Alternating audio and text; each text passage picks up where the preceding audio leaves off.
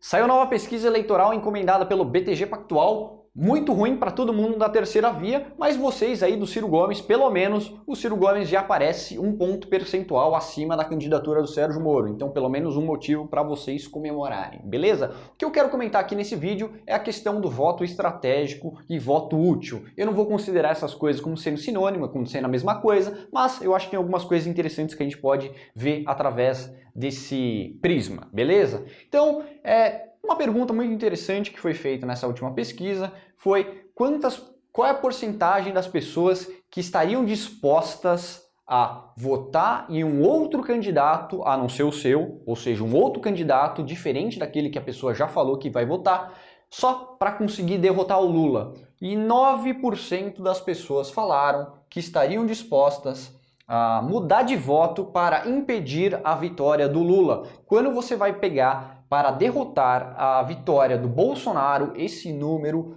pula para incríveis 24%. Ou seja, 24% das pessoas estariam mais ou menos dispostas a mudar o voto só para derrotar o Bolsonaro. E 60% das pessoas dizem que não mudariam de voto, vão votar de acordo com as suas convicções, digamos assim. Eu, por exemplo, estaria muito mais perto desses outros dois aqui. Eu tenho minhas convicções, mas a minha prioridade é que nenhum desses dois ganhe. Então, se precisar votar no Moro, voto no Moro. Se precisar votar no Ciro Gomes, eu voto no Ciro Gomes. Eu vou votar naquele que for o mais forte para impedir simultaneamente o Lula e o Bolsonaro de vencer. Beleza? Então, se a gente for olhar essa parte aqui dos 60%, existe uma coisa muito negativa também, tanto para a candidatura do Moro quanto para a candidatura do Ciro. Porque a maior parte das pessoas que falam que não vão mudar de voto não são pessoas que falam que vão votar no Moro e nem no Ciro. São, sobretudo, pessoas que vão votar no Lula e no Bolsonaro.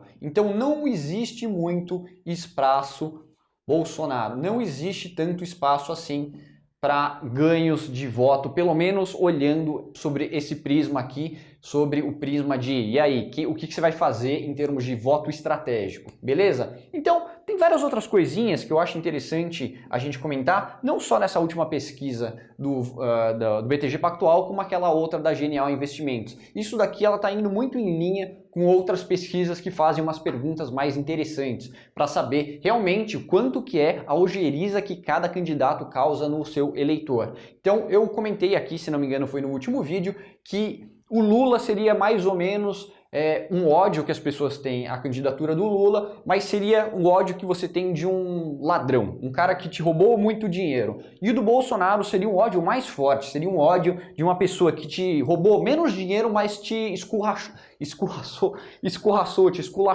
ou esculachou alguém da sua família. Por isso que eu acho muito mais genuíno a rejeição ao Bolsonaro do que a própria rejeição do Lula, beleza? E agora que eu já falei um pouquinho desses dados, eu queria falar um pouquinho sobre nosso inconsciente coletivo e as dificuldades que qualquer um desses outros candidatos estariam aqui para conseguir tirar voto, principalmente do Lula. Eu acho que o voto do Bolsonaro ainda dá para tirar um pouquinho, mas se você quer ir para o segundo turno e eventualmente ganhar a eleição, você precisa tirar voto do Lula e isso é uma coisa muito difícil de fazer. Então, por que eu vou achar que é tão difícil tirar voto do Lula? Porque tem a questão do real e a questão da fábula, ou seja, da nossa vida real e com relação ao nosso inconsciente coletivo. Eu tenho argumentado aqui que o Ciro Gomes, por exemplo, falha muito quando ele vai falar da vida real. Ele até consegue falar um pouco da vida real, mas ainda falta um pouco de substância. Mas só isso não será o suficiente. Se isso fosse suficiente, uma candidatura do Datena, por exemplo, seria muito forte. Mas não é bem isso que as pessoas precisam. As pessoas precisam de um certo respaldo da realidade, por isso que tem tanta dificuldade o pessoal do PSDB e o pessoal do Novo, porque nem essa parte do real eles conseguem, mas também tem a questão das fábulas. E quando eu falo da candidatura do Lula, é muito complicado porque o Lula não é como se ele fosse só um cara que quer voltar ao passado. Ele quer voltar a um passado grandioso, mas não um passado grandioso, um passado que a gente era otimista para com o futuro. Então isso é uma coisa muito diferente do que só falar, eu quero voltar para o passado. Por isso que eu acho que a candidatura Lula ela tem bastante similaridade com a questão do slogan que o Donald Trump tinha em 2016, quando ganhou da Hillary Clinton, beleza? Então, essa aqui são duas partes que são muito difíceis de você conseguir fazer simultaneamente, e o Lula consegue, e o Bolsonaro, de certa medida, conseguia fazer isso muito bem. Quando ele falava meio que tipo de amar o país, ele trazia um certo componente meio lúdico de que estava tudo muito bagunçado e que ele era o Jair Messias Bolsonaro. Daí ele tomou uma facada. Existe um componente meio lúdico em cima da imagem do Bolsonaro. E tem muita gente aqui, pelo menos aqui em São Paulo, que votou no Bolsonaro por causa do Guedes e fala, não, o Bolsonaro era um liberal, a gente votou por causa de... Mentira! Você e mais 2 amigos seus votaram no Bolsonaro por causa do discurso do Paulo Guedes. A maior parte das pessoas do Brasil não votaram no Bolsonaro por causa do Paulo Guedes. Você vai ver, por exemplo, que o Bolsonaro foi muito bom no Rio de Janeiro. Você acha que o liberalismo é uma coisa bastante forte no Rio de Janeiro? Não, não é.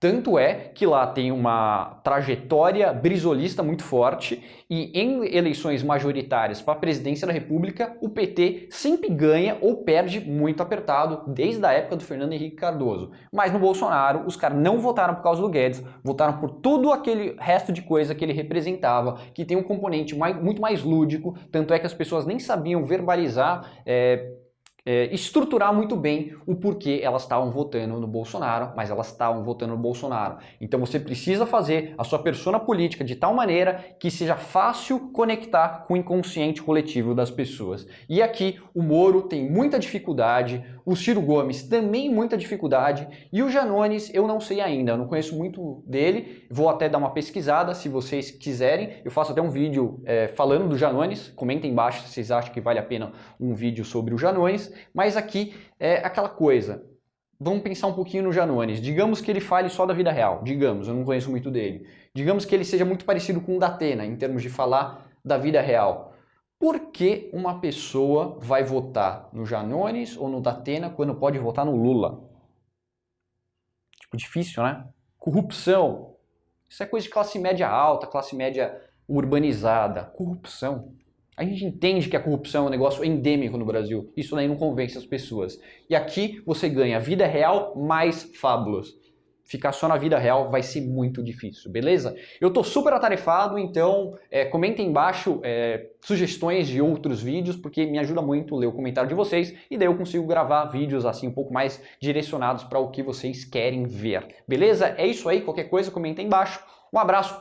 Me sigam no Instagram e no Twitter, que eu acabei de criar por pedido de vocês. Felipe Trentin BR, @, né? Felipe Trentin BR, beleza? Vou deixar aqui na descrição. É isso aí, um abraço. Tchau, tchau.